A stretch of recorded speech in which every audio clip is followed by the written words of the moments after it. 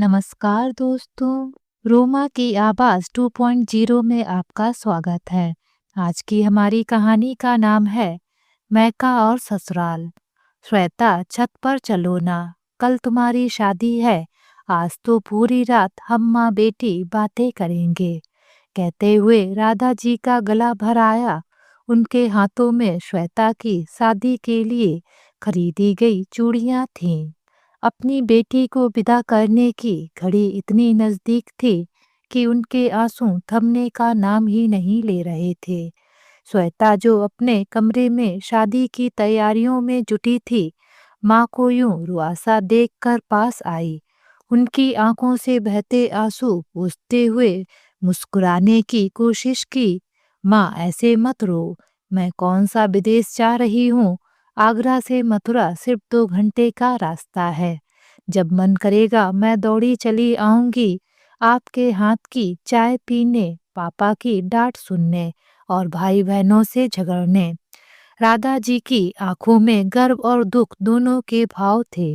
उन्होंने श्वेता के सिर पर हाथ फेरा और कहा, बस यही सोचकर खुद को समझा रही हूँ कि तू पास ही रहेगी। लेकिन बेटी, शादी के बाद सब बदल जाता है, सब बदल जाता है। श्वेता मुस्कुराते हुए बोली, माँ, आप ही ने सिखाया है कि बदलाव जिंदगी का हिस्सा है। देखना, मैं इस बदलाव को भी अपनी ताकत बना लूंगी। लेकिन आप मुझे ऐसे रोते हुए देखती रहीं तो मैं सच में कमजोर हो जाऊंगी। श्वेता राधा जी और विजय जी की सबसे बड़ी संतान थी। बचपन से ही वो तेज तर्रार और चुलबुली थी। स्कूल में पढ़ाई में अव्वल, खेलों में आगे और घर पर सबसे प्यारी। पापा उसे हमेशा कहते थे, तू मेरी शेरनी है बेटा, जो ठान ले उसे पूरा करती है। श्वेता को अपने भाई बहनों से बेहद लगाव था। छोटा भाई राहुल और बहन प्रिया के लिए वो कभी माँ जैसी बन जाती तो कभी सहेली। अपने मामा के गांव में गर्मियों की छुट्टियां बिताना, आम के पेड़ों पर चढ़ना और नानी के हाथ के पराठे खाना, इन सब यादों से उसका बचपन भरा हुआ था। लेकिन श्वेता सबसे ज्यादा अपने दादाजी के साथ जुड़ी हुई थी और उनकी लाडली भी थी। श्वेता के दादाजी हरिनाथ जी परिवार के सबसे बुजुर्ग और सम्मानित सदस्य थे। उनका व्यक्तित्व ऐसा था कि घर में हर किसी से उनकी अलग ही बॉन्डिंग थी। लेकिन श्वेता के साथ उनका रिश्ता खास था। जब श्वेता छोटी थी तो दादाजी हमेशा उसे मेरी नन्ही प्रोफेसर कहकर बुलाते थे। श्वेता भी उनके पास बैठकर अपनी छोटी छोटी बातें बड़े गर्व से सुनाती थी और दादाजी हर बार उसकी बातों को ध्यान से सुनते थे, जैसे वही उनकी दुनिया हो। हरिनाथ जी का मानना था कि बेटियों को शिक्षा और आत्मनिर्भरता का महत्व समझना चाहिए। वे अक्सर श्वेता को कहते, बेटा, जिंदगी में कभी किसी पर निर्भर मत रहना। अपनी ताकत को पहचानो और वही करो जो तुम्हें खुशी दे। जब श्वेता को स्कूल में कोई समस्या होती तो वह सबसे पहले दादाजी के पास जाती। वे उसे कहानियों के माध्यम से हर समस्या का समाधान सिखाते। एक बार एक चींटी ने से शुरू होकर उनकी कहानियां हमेशा किसी न किसी सबक के साथ खत्म होती। दादाजी और श्वेता की सबसे खूबसूरत यादों में से एक थी बगीचे में बिताया गया समय। दादाजी सुबह उठकर बगीचों में पौधों को पानी देते थे और श्वेता उनके पीछे पीछे घूमती थी। दादाजी, ये गुलाब का पौधा बड़ा कब होगा? दादाजी मुस्कुराकर कहते, जब तुम मुझसे ज्यादा समझदार बनोगी। श्वेता ने कई बार कोशिश की, लेकिन पौधों को पानी देते वक्त वह हमेशा गीली मिट्टी में फिसल जाती। दादाजी हंसते हुए उसे उठाते और कहते, अगर सीखना है तो गिरने से मत डरना। श्वेता और दादाजी दोनों को गुलाब जामुन बेहद पसंद थे। जब भी मिठाई घर में आती, दोनों उसमें से हिस्सा मांगने लगते। मैं बड़ी हूँ दादाजी, तो पहले मेरा हक है। दादाजी मजाक में कहते, तुम बड़ी हो, मैं तो समझता था, लेकिन मैं इस घर का सबसे बुजुर्ग इंसान हूँ, इसलिए मैं इस घर का सबसे बड़ा हूँ। घर वाले उनकी इस नोक झोंक पर हंसते रहते। अंत में दादाजी हमेशा अपना हिस्सा श्वेता को दे देते, लेकिन हंसते हुए कहते, पर अगली बार मेरा नंबर पहले होगा। हरिनाथ जी का शौक था चिट्ठियां लिखना। जब भी श्वेता स्कूल के किसी प्रतियोगिता में जाती, दादाजी उसे एक चिट्ठी लिखते। उसमें छोटी छोटी बातें होती। डरो मत, शेरनी की तरह काम करो, हार गई तो कोई बात नहीं, लेकिन मेहनत में कोई कमी मत रखना।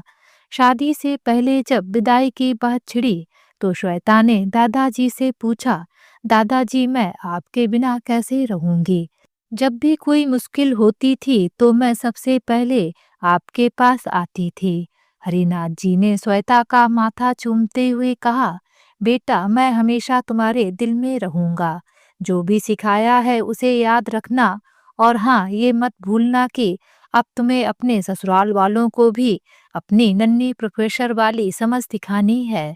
श्वेता हंसते हुए बोली, पर अगर ससुराल वाले तंग करेंगे तो मैं आपके पास वापस आ जाऊंगी।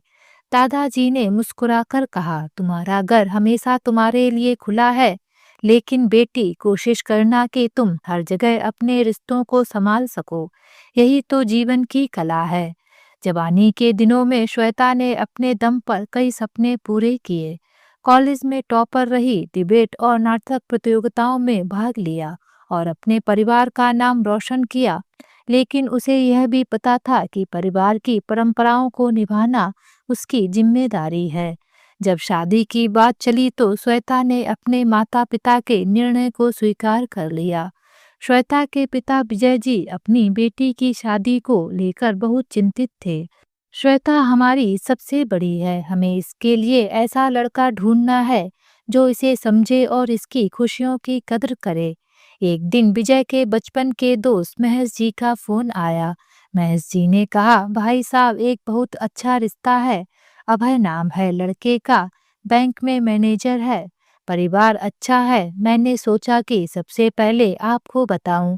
विजय जी ने दिलचस्पी से पूछा, महेश तुम तो मुझे अच्छी तरह जानते हो, हम सिर्फ ऐसे घर में बेटी देंगे जहां उसे खुशी और सम्मान मिले। लड़का कैसा है, परिवार कैसा है? महेश जी ने विश्वास दिलाते हुए कहा, लड़का बहुत ही समझदार और शांत स्वभाव का है। मैंने खुद उससे मुलाकात की है। उसका परिवार भी बहुत सुलझा हुआ और सादगी पसंद है। एक बार आप लोग मिल लीजिए, मुझे लगता है आपको रिश्ता पसंद आएगा। विजय ने यह बात घर पर राधा जी से साझा की। राधा जी ने उत्सुकता से कहा, अगर महेश जी ने बताया है तो जरूर अच्छा ही होगा, लेकिन हमें श्वेता से भी बात करनी चाहिए। आखिर शादी उसकी जिंदगी का सबसे बड़ा फैसला है। कुछ ही दिनों में अभय और उसका परिवार श्वेता के घर मिलने आया। सबके चेहरों पर हल्की घबराहट और उत्सुकता साफ झलक रही थी। अभय की मां सरता जी ने सहज होकर बातचीत शुरू की। श्वेता के बारे में बहुत कुछ सुना है, पढ़ाई में अव्वल और स्वभाव में इतनी सुलझी हुई लड़की, यह तो हमारे लिए बड़े गर्व की बात होगी। श्वेता चुपचाप बैठी सब सुन रही थी, लेकिन उसकी नजरें बार बार अभय की ओर जा रही थीं। अभय शांत स्वभाव से सभी की बातें सुन रहा था, लेकिन जब उसने श्वेता से पहली बार सीधे बात की तो उसका आत्मविश्वास झलक रहा था। श्वेता, मैंने सुना है आप बहुत अच्छा लिखती हैं, क्या मैं आपकी कोई कविता पढ़ सकता हूँ? अभय ने मुस्कुराते हुए पूछा। श्वेता को थोड़ा अजीब लगा, लेकिन वह मुस्कुराई और बोली, अगर आप कविता समझ पाते हैं तो जरूर। अभय ने हंसते हुए जवाब दिया, कविता समझना तो आसान नहीं, लेकिन कोशिश करने में क्या बुराई है। उसके इस जवाब पर पूरा कमरा हंसी से गूंज उठा। मुलाकात के बाद विजय जी ने श्वेता से पूछा, बेटा तुम्हें कैसा लगा अभय और उसका परिवार?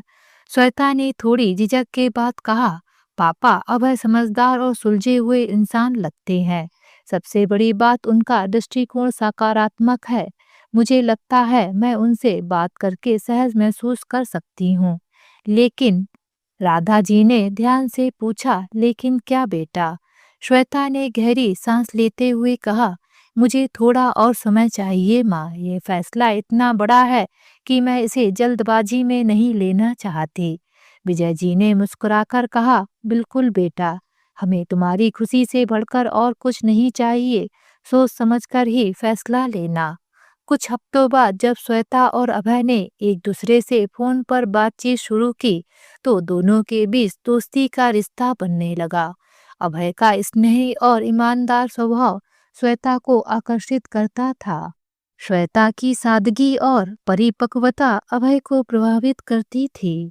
एक दिन अभय ने श्वेता से कहा, मैं हमेशा से चाहता था कि मेरी जिंदगी में कोई ऐसा हो जो मेरी सोच को चुनौती दे, मेरे साथ हर कदम पर खड़ा हो।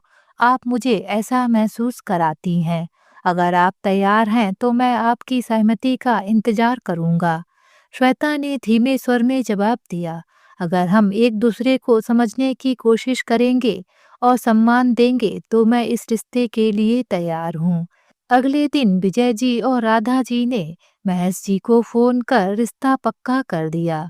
यह पल श्वेता के परिवार के लिए बेहद भावुक और खुशी से भरा हुआ था। विजय जी ने गर्व से कहा, मुझे लगता है हमने अपनी बेटी के लिए सही जीवन साथी चुना है। अब हमारी शेरनी नए जीवन में कदम रखने के लिए तैयार है। शादी का दिन जैसे जैसे नजदीक आ रहा था, श्वेता के घर में रौनक बढ़ती जा रही थी। हर कोने में हलचल थी। घर के आंगन में तंबू लग चुका था। दीवारों पर झालरों की रोशनी चमक रही थी। राधा जी और श्वेता की बुआ चाची सभी रिश्तेदार तैयारियों में व्यस्त थे। हलवाई मिठाइयाँ और पकवान बनाने में जुटे थे। रिश्तेदारों का आना जाना लगा हुआ था।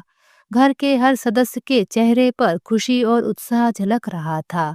राधा जी ने सुबह से एक पल के लिए भी आराम नहीं किया।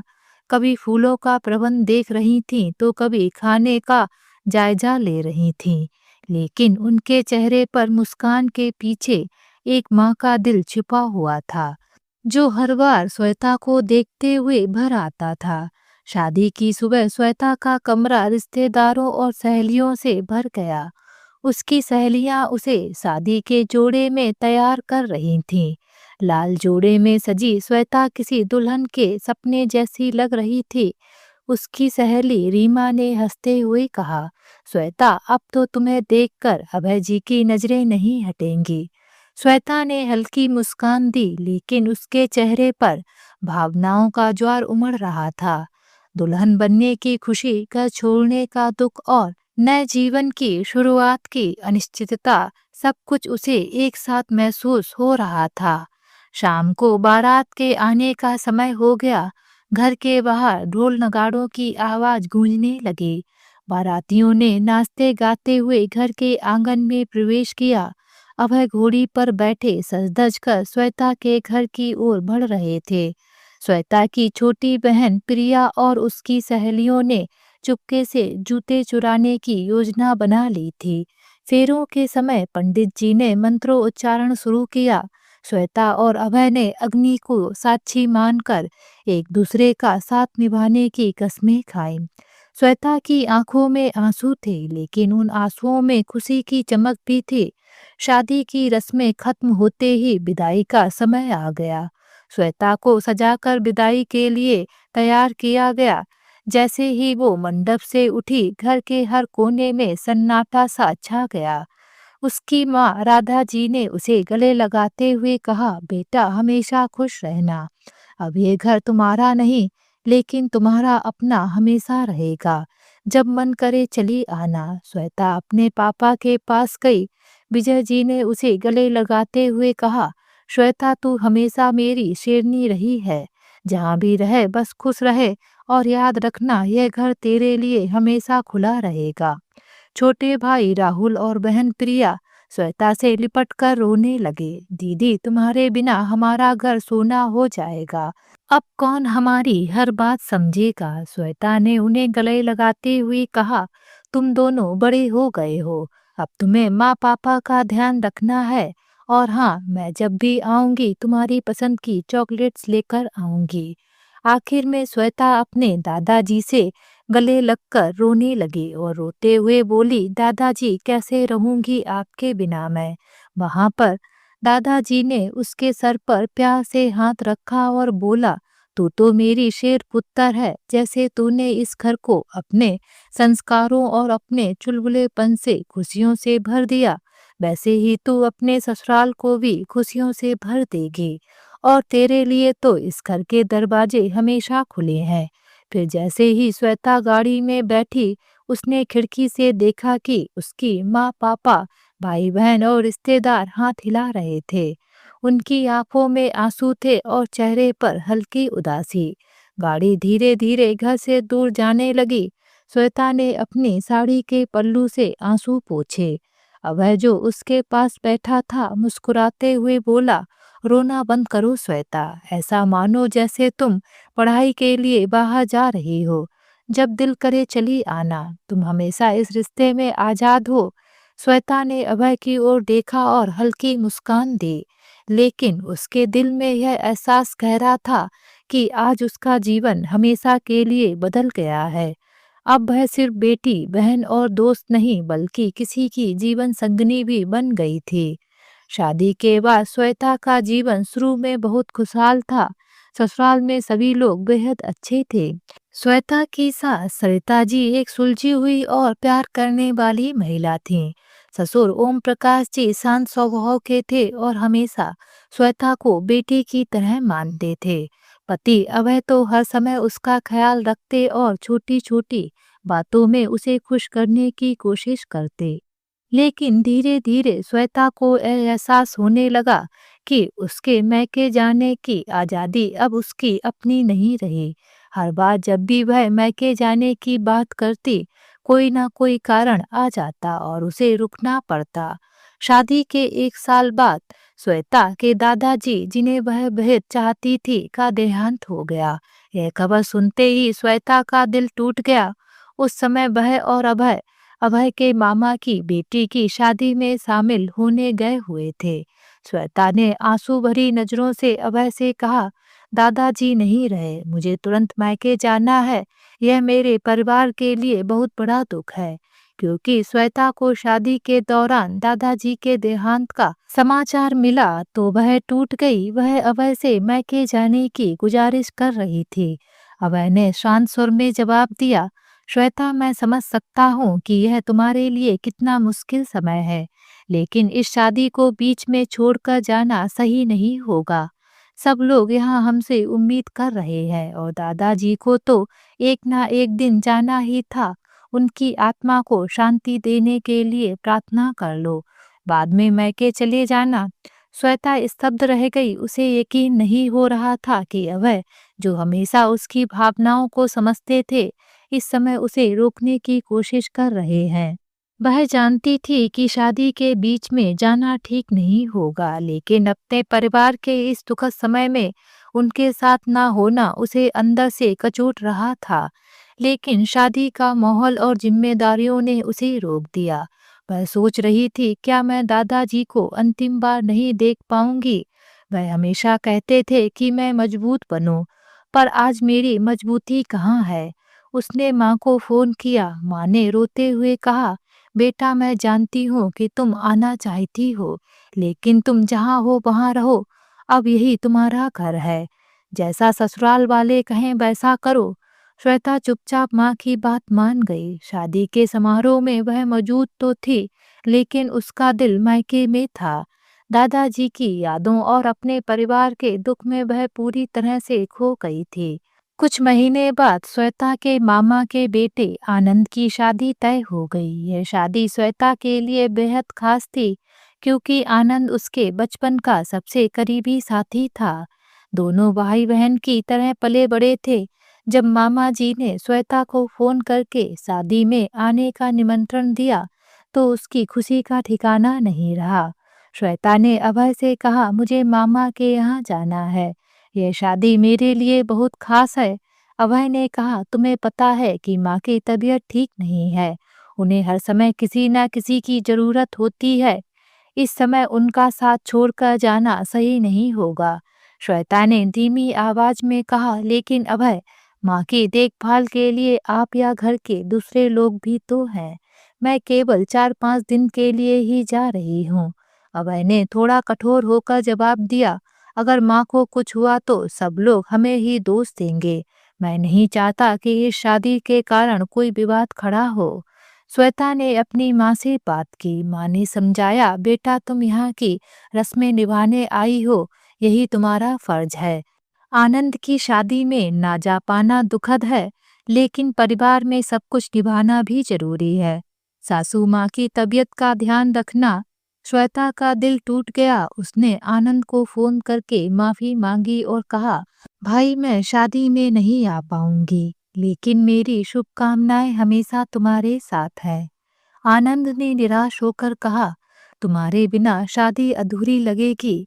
बचपन से हर खुशी हमने साथ में मनाई है और अब तुम नहीं आ रही हो।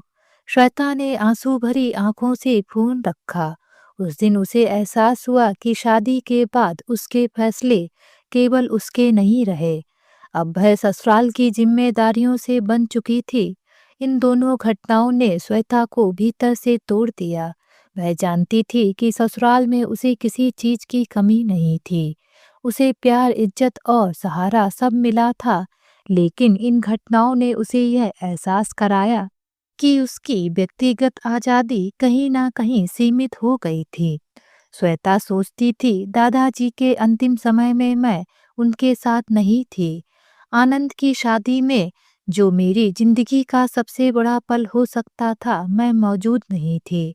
क्या ससुराल में हर जिम्मेदारी सिर्फ मेरी है? क्या मेरा मैके से रिश्ता केवल नाम मात्र का रह गया है? यह सब सोचते हुए वह अपने कमरे में बैठकर अकेले आंसू बहाती थी। पर हर बार माँ के कहे शब्द उसे याद आते, बेटा ससुराल की जिम्मेदारी निभाना ही अब तुम्हारा सबसे बड़ा कर्तव्य है। श्वेता का जीवन धीरे धीरे बदल रहा था। अब वह एक प्यारी सी बेटी नंदिनी की माँ बन चुकी थी। माँ बनने की खुशी और जिम्मेदारियां दोनों ने उसे व्यस्त कर दिया था, लेकिन मैके से जुड़ी उसकी भावनाएं अब भी वैसी ही थीं।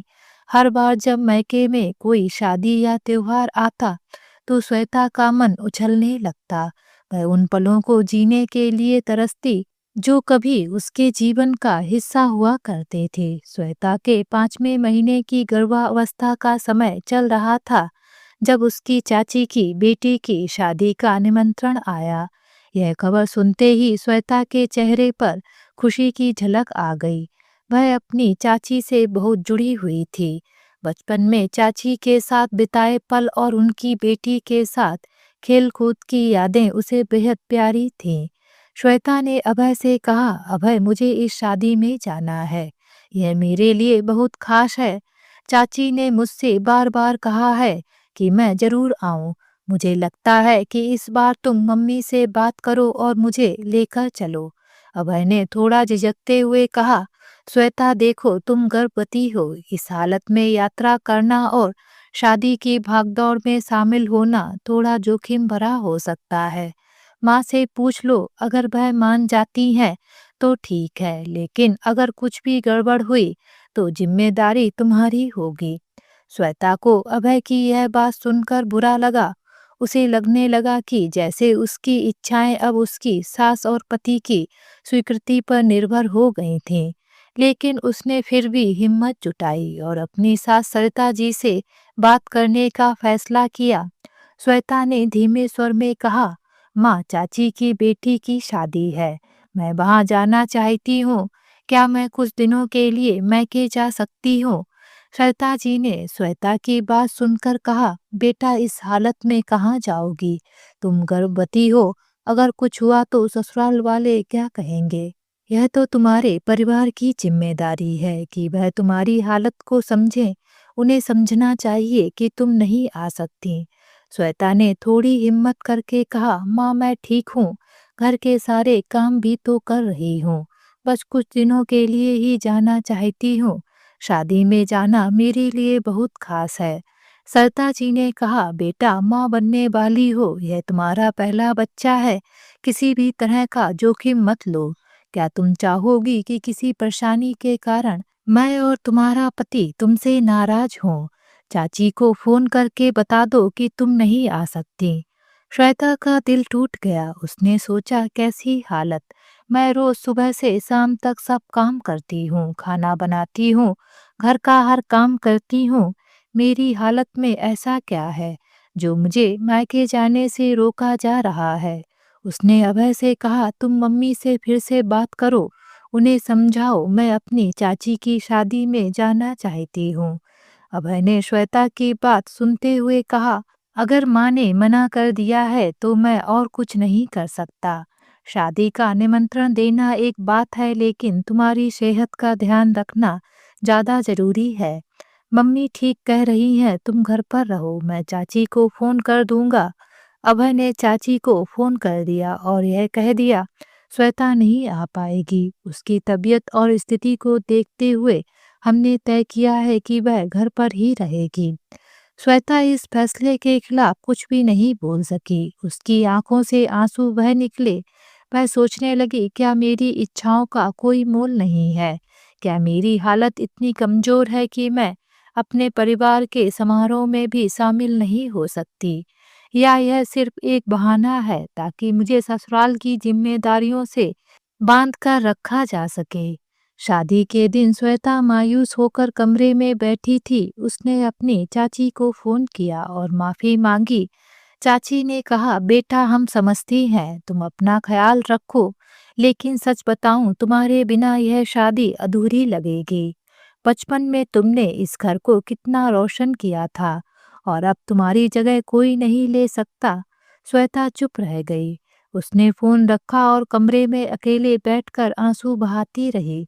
उसकी बेटी नंदिनी उसकी गोद में बैठी थी, लेकिन उसका मन मैके में था। उसे महसूस हुआ कि शादी के बाद उसका मैका सिर्फ एक सपना बनकर रह गया था। वहां जाने की चाहत हर बार किसी न किसी जिम्मेदारी की बेड़ियों में बंधकर रह जाती थी। उसकी इच्छाएं, उसका मन, उसके सपने अब ससुराल की जरूरतों के नीचे दब चुके थे। श्वेता ने सोचा, क्या शादी का मतलब अपनी सारी इच्छाओं को भूल जाना है? क्या मायके का रिश्ता केवल रस्मों तक सीमित रह गया है? क्या मुझे हमेशा दूसरों की स्वीकृति पर निर्भर रहना होगा? उस दिन श्वेता ने महसूस किया कि उसके जीवन में अब उसकी प्राथमिकताएं मायके से ससुराल में शिफ्ट हो चुकी थीं। मायके की खुशियां और रिश्ते अब एक दूर की दुनिया की तरह लगने लगे थे। श्वेता जैसे तैसे अपने को समझा लेती है और फिर से अपने ससुराल के कामों में बिजी हो जाती है। लेकिन कुछ दिन बाद ही श्वेता की ननद सुरभि की शादी तय हो जाती है। सुरभि की शादी की तैयारियां अपने चरम पर थीं। श्वेता जो 6 महीने की गर्भवती थी, हर काम को ऐसे कर रही थी जैसे यह उसकी अपनी शादी हो। उसके चेहरे पर एक तरफ थकान थी, दूसरी तरफ एक अनोखी चमक जो अपने परिवार और ननद के प्रति उसके समर्पण को दिखा रही थी। शादी का दिन हर तरफ खुशी और उल्लास लेकर आया था। घर में सजावट, रिश्तेदारों का आना जाना और मंडप में मंत्र उच्चारण की गूंज ने माहौल को पवित्र बना दिया था।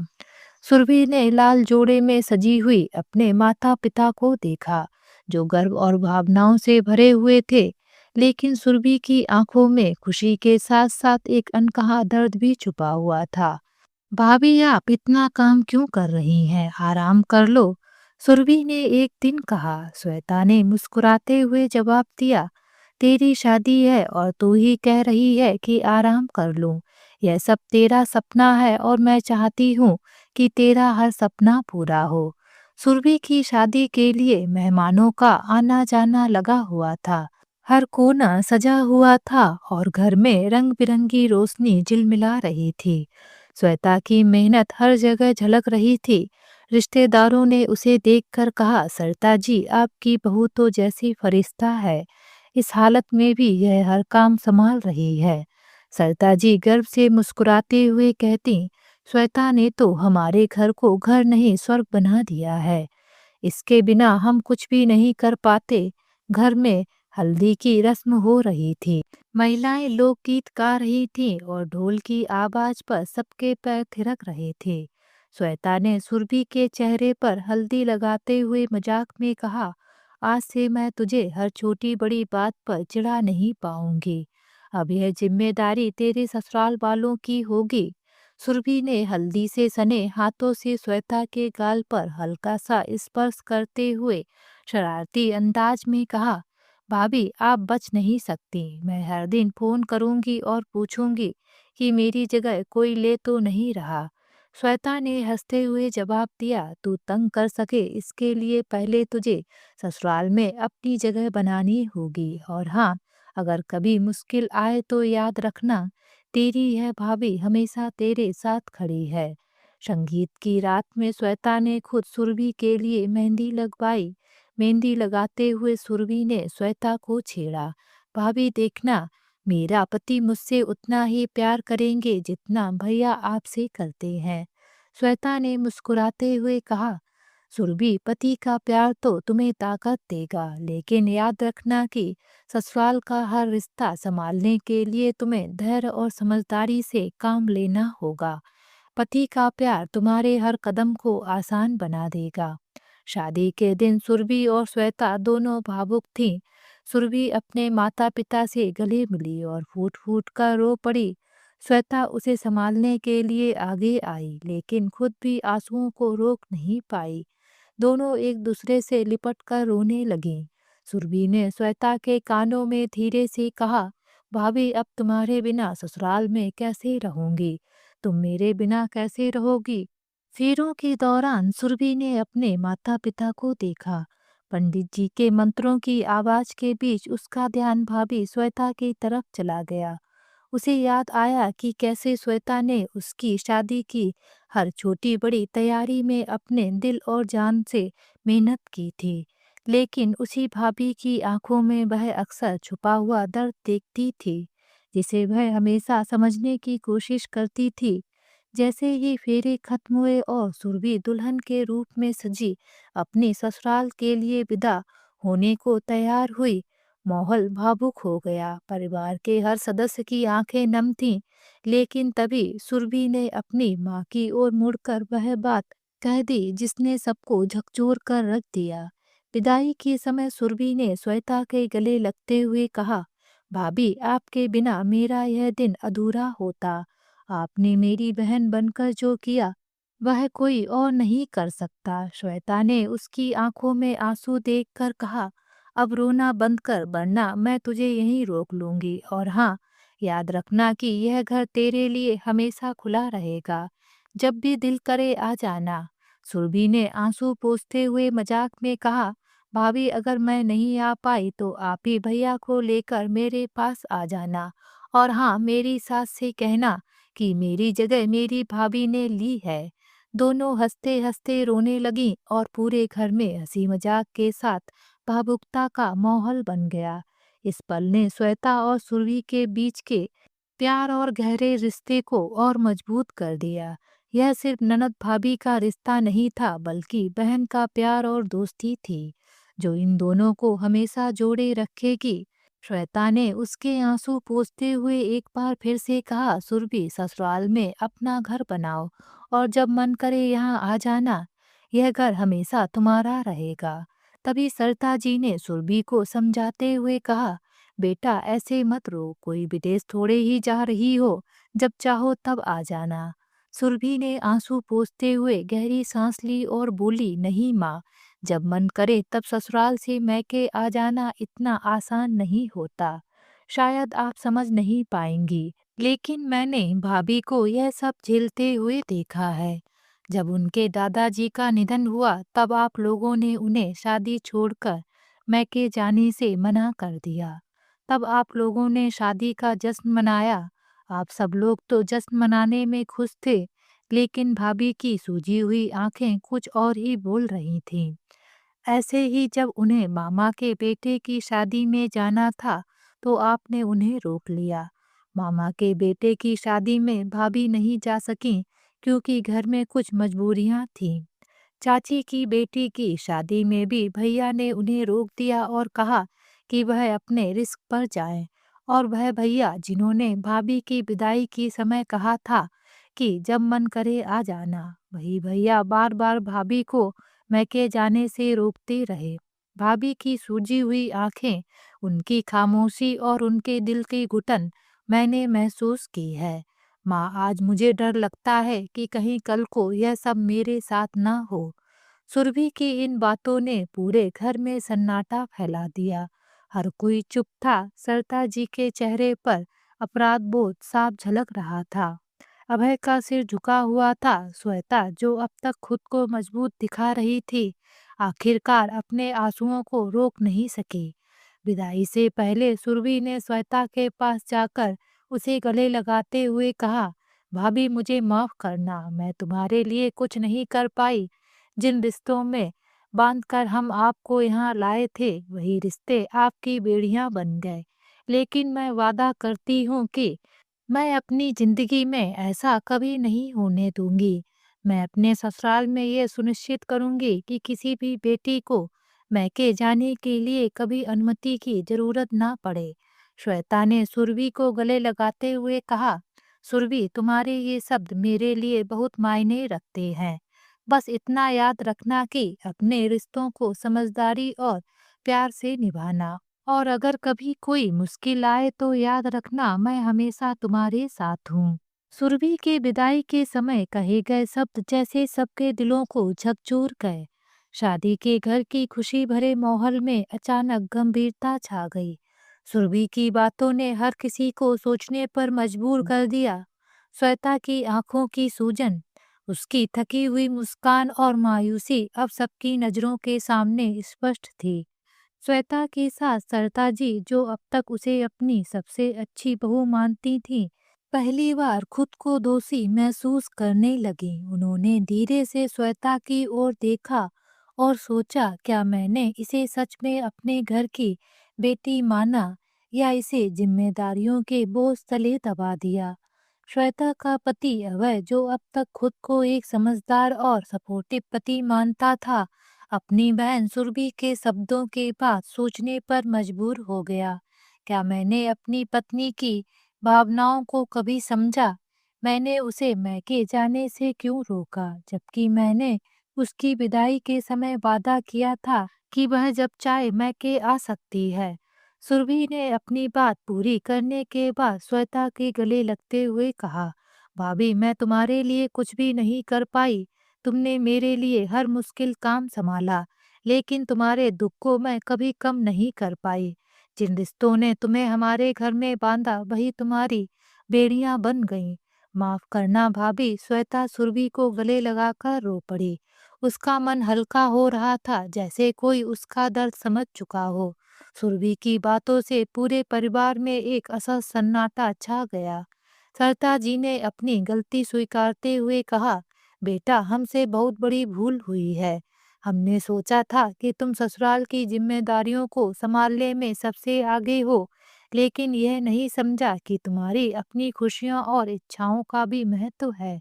हम तुम्हें बेटी मानते थे, लेकिन तुम्हें वह आज़ादी नहीं दे पाए। अभय ने शर्मिंदा होकर कहा, श्वेता, मुझे माफ कर दो। मैं समझ नहीं पाया कि तुम्हारी हर छोटी सी खुशी को मैंने कैसे नज़रअंदाज कर दिया। तुम्हारे दादाजी के निधन पर तुम्हें मैके जाने से रोका, तुम्हारे मामा के बेटे की शादी में ना जाने देना, यह सब मेरी गलतियां थीं। लेकिन मैं वादा करता हूँ, अब से तुम्हारी हर खुशी और इच्छा का ख्याल रखूंगा। परिवार के बाकी सदस्य भी सुरभि की बातों से सोचने लगे। श्वेता के देवर और सास ससुर सबने महसूस किया कि वे भी श्वेता को लेकर कभी कभी अपनी जिम्मेदारियों का बोझ उस पर डाल देते थे।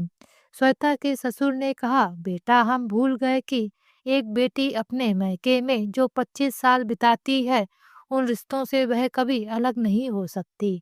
हमने कभी तुम्हारे मैके की अहमियत को समझने की कोशिश ही नहीं की, लेकिन अब से तुम्हें अपने मैके जाने से कोई नहीं रोकेगा। श्वेता ने महसूस किया कि पहली बार उसके परिवार ने उसके दर्द को समझा है। उसे लगा कि सुरभि की बातों ने उसके जीवन में एक नई शुरुआत का बीज बो दिया है। उस दिन के बाद से श्वेता को मैके जाने की आज़ादी दी गई। अब जब भी वह मैके जाना चाहती, उसका पति अभय खुद उसके लिए योजना बनाता और सास ससुर भी बिना किसी हिचकिचाहट के उसे भेजते। सुरभि के शब्द केवल श्वेता के परिवार के लिए नहीं, बल्कि हर परिवार के लिए एक संदेश थे। बेटियां केवल किसी घर की जिम्मेदारी या बंदी नहीं होती, वे दोनों घरों की खुशबू होती हैं, जिनकी खुशियों का सम्मान करना हर किसी का फर्ज है। इस घटना ने न केवल श्वेता के जीवन में बदलाव लाया, बल्कि पूरे परिवार के रिश्तों को और मजबूत किया। श्वेता अब अपने ससुराल में पहले से ज्यादा खुश थी, क्योंकि अब उसे पता था कि उसके परिवार ने उसे सच्चे दिल से बेटी का दर्जा दिया है। दोस्तों, ये किसी एक घर की कहानी नहीं है, बल्कि हमारे समाज की हर लड़की की यही कहानी है। हमारे समाज में शादी होते ही लड़कियों की प्राथमिकताएं बदल जाती हैं। अपना परिवार, अपना घर ही पराया हो जाता है। वहां जाने के लिए उसे दूसरों की आज्ञा लेनी पड़ती है। तो दोस्तों, आज की ये कहानी आप सभी लोगों को कैसी लगी? नीचे कमेंट बॉक्स में लिखकर हमें जरूर बताएं। अगर ये कहानी आप सभी लोगों को अच्छी लगे तो प्लीज़ इस वीडियो को लाइक और शेयर जरूर करें और मेरे चैनल को सब्सक्राइब करना ना भूलें। तो फिर मिलते हैं एक नई कहानी के साथ। बाय।